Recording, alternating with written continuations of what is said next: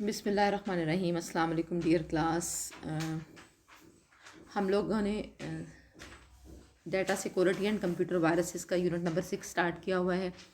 कल हमने डिस्कस कर लिया था कि computer virus is in fact a program that is written intentionally to harm the computer even if अगर ये हार्म ना करे तब भी इसका पर्पज़ ये होता है कि ये नॉर्मल जिस तरीके से कंप्यूटर काम करता है उसकी वर्किंग में यूज़र की परमिशन के बगैर किसी किस्म की डिस्टर्बेंस करें। और कल हमने ये भी डिस्कस किया था कि वायरसेस कैसे स्प्रेड होते हैं, कैसे अपने आप को रेप्लिकेट करते हैं ईमेल के साथ अटैच होके, फाइल्स के साथ कॉपी होके, और हम इनसे कैसे बच सकते हैं। अब हम आज हमने डिस्कस करना है डिफरेंट टाइप ऑफ वायरसेस, कौन कौन से वायरसेस हैं। बहुत सारे तरह के वायरसेस हैं, सारे ना हम कवर कर सकते हैं ना आपकी ऑफ कोर्स में शामिल है। चंद एक फेमस टाइप के हम वायरसेस को डिस्कस करते हैं। उनमें सबसे पहले है बूट सेक्टर वायरस। अब बूट सेक्टर वायरस का क्या मतलब है? हमारी जो कंप्यूटर की हार्ड डिस्क होती है, स्टोरेज डिवाइसेस में आप लोगों ने पढ़ा होगा, कंप्यूटर की हार्ड डिस्क बहुत सारे सर्कुलर ट्रैक से मिलके बनी होती है, और एक जो ट्रैक्स का कम्बिनेशन है, जैसे पिज़्ज़ा का स्लाइस है, उस तरह से आप समझें, वो एक सेक्टर कहलाता है। अब ये जो सेक्टर हैं, जिस सेक्टर में आपका ऑपरेटिंग सिस्टम पड़ा होता है, वो सेक्टर नंबर 1 या बूट सेक्टर होता है। ऑपरेट आपको पता है ना, जब हर चीज़ जो है वो अल्टीमेटली आपके सेकेंडरी स्टोरेज डिवाइस पे या हार्ड डिस्क में सेव हुई भी होती है। जब हम कंप्यूटर को ऑन करते हैं तो कंप्यूटर को स्टार्ट करने का प्रोसेस कहलाता है बूटिंग। जब हम इसको ऑन करते हैं तो सबसे पहले ऑपरेटिंग सिस्टम जो है वो लोड होता है मेमोरी में। ऑपरेटिंग सिस्टम हार्ड डिस्क के फर्स्ट सेक्टर में पड़ा होता है, इसको बूट सेक्टर भी कहते हैं। और जैसे ही कंप्यूटर स्टार्ट होता है, ऑटोमेटिकली सबसे पहले हमारे पास जो है वो बूट सेक्टर जो है प्रोग्राम, बूट सेक्टर वाला प्रोग्राम मेमोरी में लोड हो जाता है, ऑपरेटिंग सिस्टम को लोड कर देता है। तो जो बूट सेक्टर वायरस है वो क्या करता है, ये सबसे ख़तरनाक वायरस है। वो बूट सेक्टर वाले प्रोग्राम को ही मॉडिफाई कर देता है, चेंज कर देता है। जब भी कंप्यूटर टर्न ऑन होता है, जब भी कंप्यूटर को चलाया जाता है, ये ऑटोमेटिकली मेमोरी में लोड होता है, और एग्जीक्यूटेबल फाइल्स जितनी भी हैं, लाइक .exe जिनकी एक्सटेंशन .com या .dll होगी, जिन्हें हम आम जुबान में सिस्टम की फाइल्स कहते हैं, जैसे ही वो यूज़र इन्हें यूज़ करेगा वो इसके साथ अटैच होता जाएगा, और ये बहुत डाटा फाइल्स को बहुत स्पीडीली, बहुत रैपिडली ख़राब करता है। और ये जो बूट सेक्टर वायरस है, ये असल में आपके ऑपरेटिंग सिस्टम को भी ख़राब कर देता है और आपका सिस्टम चलने के काबिल नहीं रहता। उसके बाद है चर्बोनल वायरस। ये बहुत मशहूर वायरस है। ये क्या काम करता है, ये माइक्रोसॉफ्ट ऑफिस की फ़ाइल्स को डिलीट कर देता है। ऑफिस की जितनी फ़ाइल्स, लाइक माइक्रोसॉफ्ट वर्ड की फ़ाइल्स हैं, एक्सेल की फ़ाइल्स हैं, और आम तौर पे जो डाटा होता है वो चूँकि इन्हीं में पड़ा हुआ होता है, हमारे पास इन्हीं फाइल्स में पड़ा हुआ होता है, तो ये भी साथ ही उसके डिलीट हो जाती हैं या काम करना बंद कर देती हैं। लॉजिक बम है, इसको हम टाइम बम भी कहते हैं। ये किसी स्पेसिफिक डेट पे एक्टिव हो जाता है। बहुत सारे आज तक ऐसे वायरसेस आ चुके हैं जो ऑटोमेटिकली सिस्टम डेट पे एक्टिव होते रहे हैं। लाइक March 6 पे एक बड़ा फेमस वायरस एक्टिव हो जाता था, अप्रैल की एक डेट पे भी एक फेमस वायरस एक्टिव हो जाता था। उसके बाद हमारे पास ट्रोजन हॉर्स है। ये किसी अपने आप को किसी प्रोग्राम में हाइड कर लेता है, इसमें कुछ डाटा रेस कर देता है, कोई और डैमेज कर देता है, और किसी प्रोग्राम के बीच में, जैसे आप कंप्यूटर गेम खेल रहे हो, ये कोई इलीगल किस्म का काम करता है। रेड लॉफ है, ये पोलीमार्फिक वायरस है। विजुअल बेसिक स्क्रिप्ट ने लिखा हुआ है, एक्टिवक्स कंपोनेंट के साथ खुद को वो कर देता है, एग्जीक्यूट करता है, और folders.htt की फाइलें या फोल्डर्स बनाता चला जाता है, और ये माइक्रोसॉफ्ट विंडो के एक्टिव डेस्कटॉप फीचर का हिस्सा है। कुछ वायरसेस ऐसे होते हैं जो आपको, जैसे बूट सेक्टर वायरस है, जो आपके कंप्यूटर को नुकसान पहुंचाते हैं, लाइक बूटिंग में इशू कर सकते हैं, लाइक सिस्टम की फाइल्स को करप्ट कर सकते हैं, लाइक ऑपरेटिंग सिस्टम को ख़राब कर सकते हैं। कुछ ऐसे हैं जो आपके डाटा का लॉस कर देते हैं, लाइक चर्बोनल वायरस है। कुछ ऐसे होंगे जो कोई हार्म नहीं पहुंचाएंगे कंप्यूटर को, सिर्फ उनकी स्पीड को ज़रा स्लो कर दिया, सिर्फ स्टोरेज मतलब फोल्डर्स की कॉपीज़ पे कॉपीज़ करते गए, यहाँ तक कि आपको स्टोरेज आपकी शॉर्ट होने लगी। कुछ ऐसे होंगे जो आप काम कर रहे हैं तो बार बार को अनाइंग मैसेजेस डिस्प्ले होंगे। तो अच्छा, फिर ये भी है कि वायरसेस आपकी जो है ना वो आपकी कुछ स्पेशल इन्फॉर्मेशन लाइक पासवर्ड और सेंसिटिव डाटा तक भी उनकी रसाई हो सकती है। और सिर्फ ये नहीं कि रसाई हो सकती है, बल्कि अदर यूज़र्स को या नेटवर्क में आपके पासवर्ड्स वगैरह को या पिन कोड को या क्रेडिट कार्ड नंबर को पढ़ के रीड भी कर सकता है खुद ब खुद डाटा अपनी तरफ से। आपकी तरफ से कोई ऐसी ईमेल्स, जैसे ईमेल के साथ अटैच वायरसेस होते हैं, वो अपने आप को इस तरीके के साथ भी रेप्लिकेट कर सकते हैं कि आपकी तरफ से आपकी कंटैक्ट लिस्ट में मौजूद लोगों को मेल्स भेजना शुरू कर दें जिन मेल्स के साथ वायरसेस अटैच हों, उनके कंप्यूटर्स को भी नुकसान पहुंचाएंगे। ऐसी मेल्स भेजना शुरू कर दें जो आपको डीफेम करने का बाइस बने। अच्छा, कल भी मैंने आपको बताया था जिस तरीके के साथ वायरसेस होते हैं उसी तरीके के साथ एंटीवायरस होते हैं। कंप्यूटर वायरस एक प्रोग्राम है जिसका पर्पस है कंप्यूटर को नुकसान पहुंचाना। तो एंटीवायरस एक प्रोग्राम है जिसका मकसद कंप्यूटर में मौजूद वायरसेस को ख़त्म करना, उनको एड्रेस करना है। तो एंटीवायरस को अगर हम प्रॉपरली डिफाइन करें तो antivirus is a type of software that is used to detect and remove the viruses from the computer.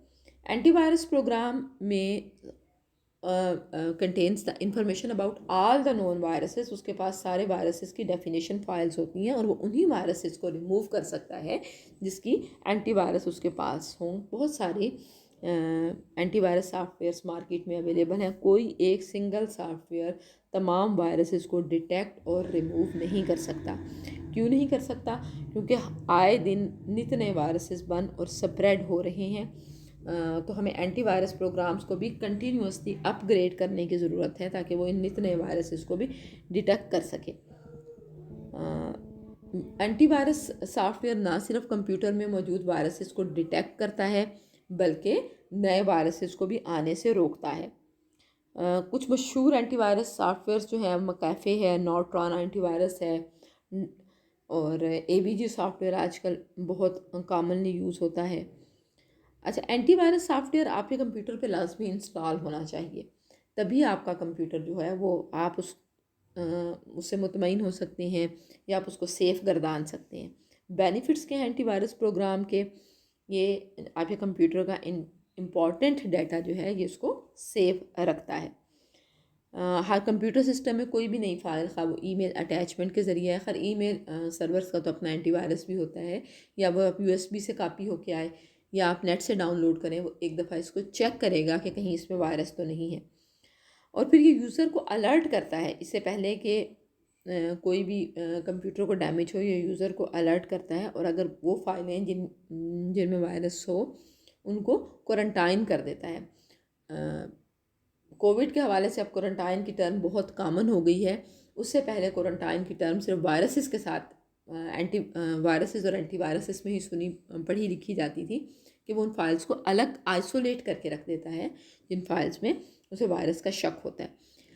Antivirus की सिर्फ इंस्टॉलेशन काफ़ी नहीं होती। एंटीवायरस चूँकि रोज़ नित नए वायरसेस बन रहे हैं, there are many negative people in the world who are continuously working on producing and creating viruses every day।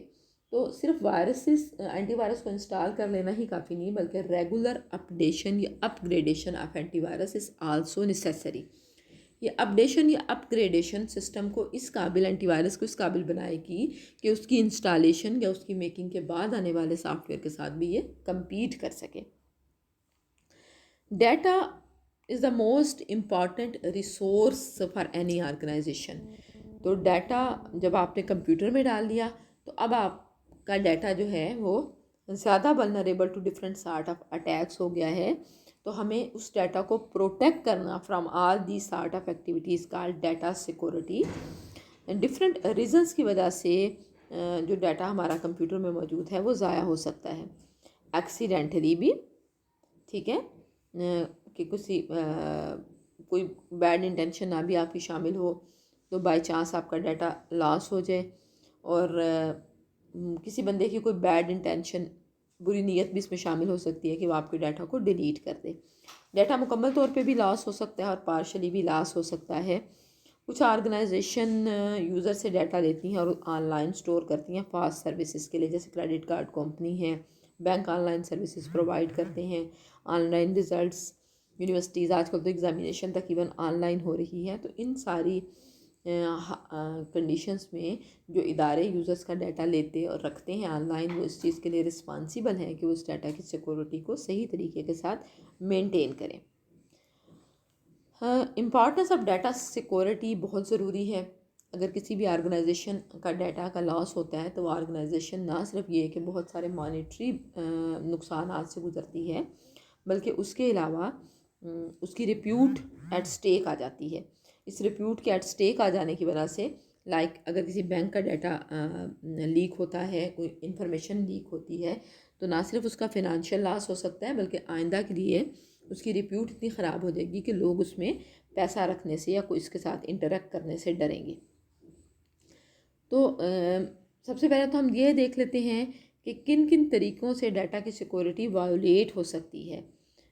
कोई एक तो ऑब्वियस से वे हैं कि आपने जहाँ पे कंप्यूटर रखा है वहाँ पे कोई भी बंदा, कोई भी थीफ, कोई भी डकैत घुस सकता है और वहाँ से सारे स्टोरेज डिवाइसेस से डाटा उठा के ले जा सकता है। सेकंड क्या है कि कोई भी जो है अनऑथोराइज्ड यूज़र वो पर्सनल डाटा तक एक्सेस उसकी आ सकती है और वो उस पर्सनल डाटा को कोई भी एडवांटेज हासिल करने के लिए इस्तेमाल कर सकता है। लाइक किसी के पास क्रेडिट कार्ड नंबर आ गया।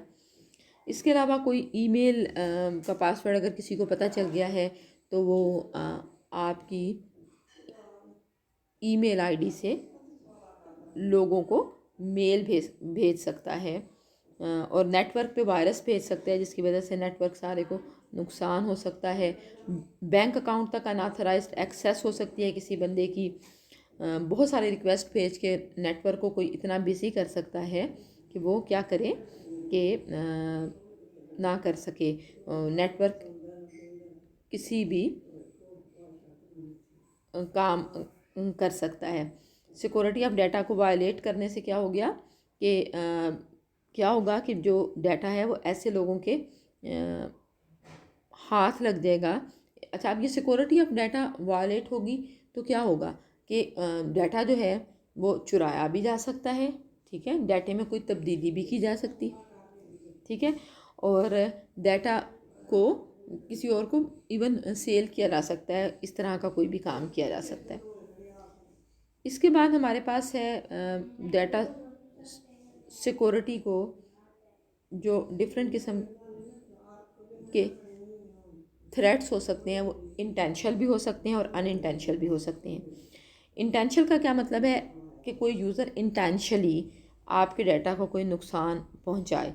जैसे कोई हैकर है, वो डाटा को डिलीट कर दे कंप्यूटर से, या कोई एंग्री एम्प्लॉय है ऑर्गेनाइजेशन का, वो इंटेंशनली का मतलब है जानबूझ के डाटा की लीकेज का बायस बन जाए। कुछ अनइंटेंशनल थ्रेट्स होती हैं जिसमें किसी बंदे की बैड इंटेंशन शामिल नहीं होती, पर पर्पसफुली कोई ये काम नहीं करता, लेकिन due to mismanagement, due to lack of knowledge about the computer और एनी मिसफॉर्चून डाटा लॉस हो जाता है। वो कोई सेंसिटिव डाटा को एक्सीडेंटली चेंज कर सकता है। सम टाइम हार्डवेयर की कोई टेक्निकल फेलियर, ऑपरेटिंग सिस्टम का कोई मसला या कोई ऐसा वायरस भी डाटा को नुकसान पहुंचा सकता है। तो हर हाल में डाटा के सिक्योरिटी को मेंटेन रखने के लिए एक तो यूज़र राइट्स होने चाहिए। हर यूज़र को प्रॉपर राइट दिए जाने चाहिए ताकि सिक्योरिटी थ्रेट कम हो। प्रॉपर राइट देने का क्या मतलब है कि हर यूज़र को अलाउ ही नहीं होना चाहिए कि वो डाटा में कोई तब्दीली कर सके। जैसे स्टूडेंट का डाटा अगर बोर्ड के रिकॉर्ड में मौजूद है तो इसको कोई भी बंदा व्यू कर सके, इदारे व्यू कर सकें, प्रिंसिपल्स व्यू कर सकें, हेडमास्टर या हेडमिस्ट्रेस व्यू कर सकें वगैरह, लेकिन उसमें तब्दीली की इजाज़त बोर्ड में सिर्फ एक या दो लोगों को हो, ताकि कल कलाम को अगर कोई तब्दीली आती है डाटा में तो किसी को उसके लिए रिस्पॉन्सिबल ठहराया जा सके। और वो कम्पिटेंट लोग हों, मतलब ऐसे लोग ना हों जिनकी नाअहली या नालायकी की वजह से डाटा में कोई तब्दीली है। पीरियाडिक बैकअप का क्या मतलब होता है कि आपने डाटा की एक कॉपी को सेव करके रख लेना है, ताकि डाटा में अगर कोई तब्दीली आती है, डाटा अगर लॉस हो जाता है तो आपके पास उस डाटा की एक अदद और कॉपी हो। फिर पासवर्ड्स कंप्यूटर पे, डाटा फाइल्स पे लगे हुए होने चाहिए। ये पासवर्ड्स आपको पता है जिस तरह से आपके मोबाइल फ़ोन्स पे होते हैं। पासवर्ड इंश्योर करते हैं कि अगर कोई बंदा किसी और बंदे तक उस आपके डिवाइस की उस डाटा की एक्सेस हो भी जाए तो पासवर्ड की वजह से वो उसके अंदर डिटेल तक ना पहुँचे। फिर एक टेक्निक होती है कि हम डाटा को इनक्रिप्ट करके रख देते हैं। इनक्रिप्ट करने का मतलब है इनकोड करके रख दें, मतलब उसे किसी ऐसे पैटर्न में कन्वर्ट करके रख दें कि वही बंदा इसको पढ़ सके जो जिसको पता हो कि इसको किस तरीके के साथ इनक्रिप्ट किया गया है, और अगर आम बंदा उस तक पहुंच भी जाए तो उसके लिए डाटा किसी काम का ना हो।